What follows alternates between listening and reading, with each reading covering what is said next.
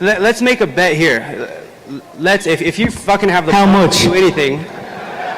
With that $500,000. You're making bets with that $500,000 I gave you? Notice. 48,000 you went from. Shut up and let me fuck. You went from 48,000 to $500,000. Thank me and be grateful. Be grateful.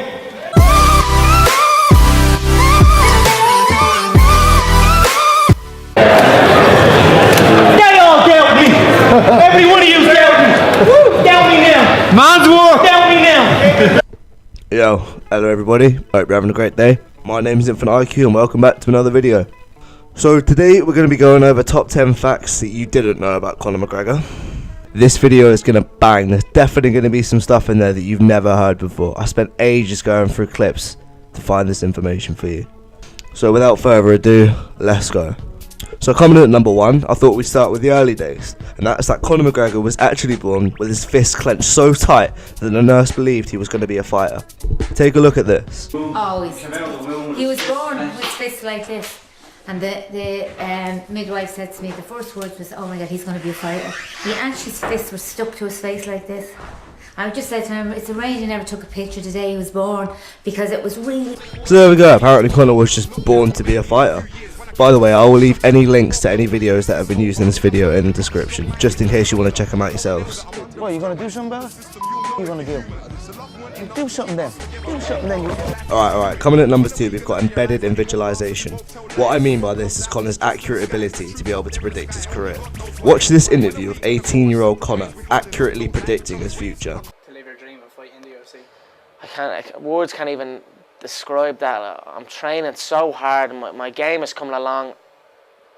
I will be where I want to be. I'm 100% confident that I will make it to the top. I have the skills, I have the dedication, and it's something I really, really want. So words can't even describe, but it will happen, and I'll let you know when it happens. Hate him or love him, you've got to respect him. Conor was even so confident that when he quit his apprenticeship at age 18 to pursue full-time MMA, he told his dad that by the age of 25 he would be a millionaire. And at the age of 26 he bought everyone in his family, including his girlfriend, a brand new BMW and even paid off his parents' fucking mortgage. Madness. So since we're on the topic of Conor before fame, let's go on to number 3. Did you know Conor lived off benefits for years? He quit his job as a plumber at age 18 and became a multi-millionaire at the age of 26. So that time in between, Conor survived purely off benefits. To be honest, I don't know what's going on here. I'm just out there hearing $60,000. I'm just thinking of what I'm going to spend now. I'm about to have a car anyway, a nice car, and maybe some suits or something, some custom-made suits, or I don't know. Just last week I was collecting the social welfare, you know what I mean? I was insane to them, like I don't know what's going to happen, like I'm signed to the UFC, I don't know what, blah blah blah, but now I suppose I'm just going to tell them to fuck off. Now that 60 grand didn't come easy, as Conor actually had to cash in his weekly £140 benefit check in order to pay for the flight to get to the fight. Probably the best investment that Conor has ever made. Now as I said before, Conor and his girlfriend Dee lived off benefits for years. So that actually brings us to number 4, which is Conor's girlfriend, Dee Devlin. Now obviously now that Conor's rich as fuck, Dee doesn't have to work anymore. She's actually hired as an official member for his team.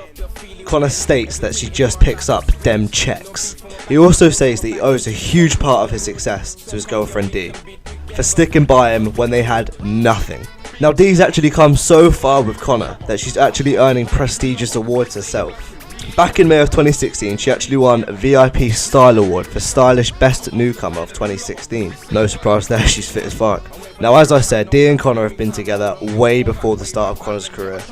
She was even there for his fastest ever knockout, and I'm not talking about Jose Aldo. I'm talking about his 4-second knockout against Paddy Doherty. Number 5, Conor's fastest ever knockout. Watch this shit!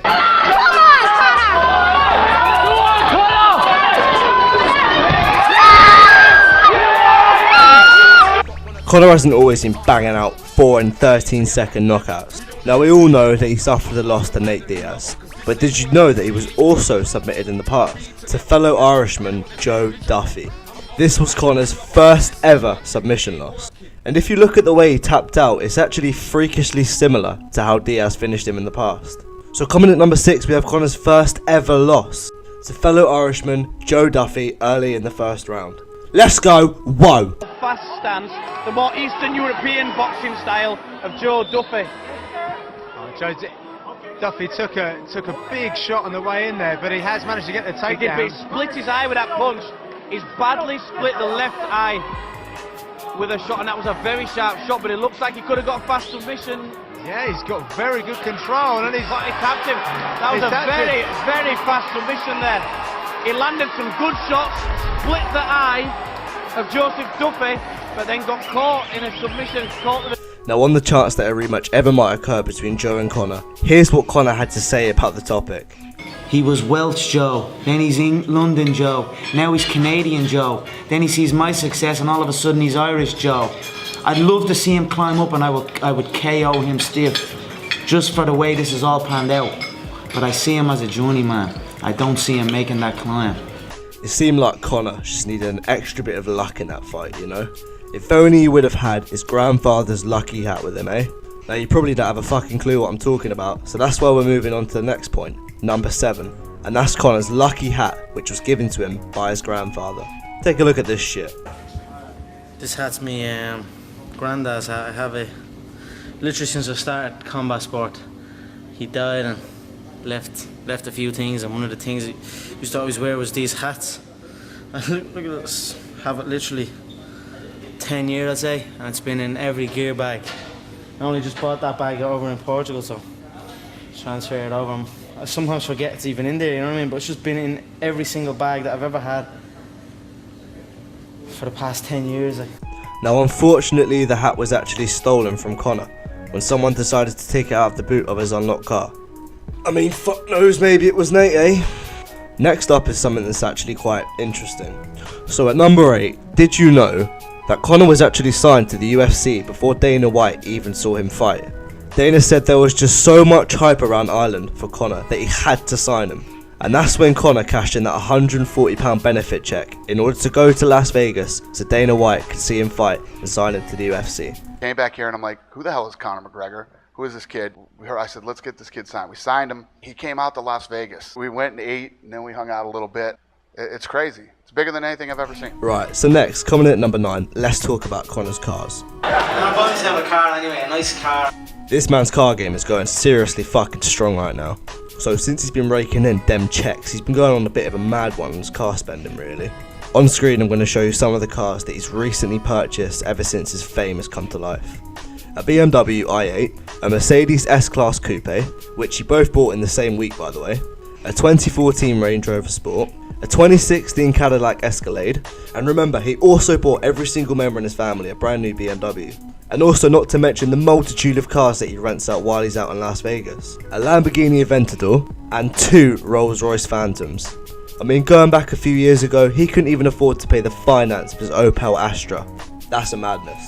So then finally, coming in at number 10, we have Mystic Mac.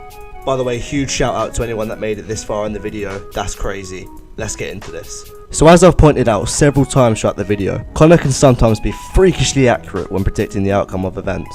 This is where he's got his little nickname, Mystic Mac, from. He knew that he was going to be a champion one day because he couldn't see it any other way. Down me now! Man's war! Down me now! And that's usually because he plays these events so often throughout his head that he can gain a picture of what could happen.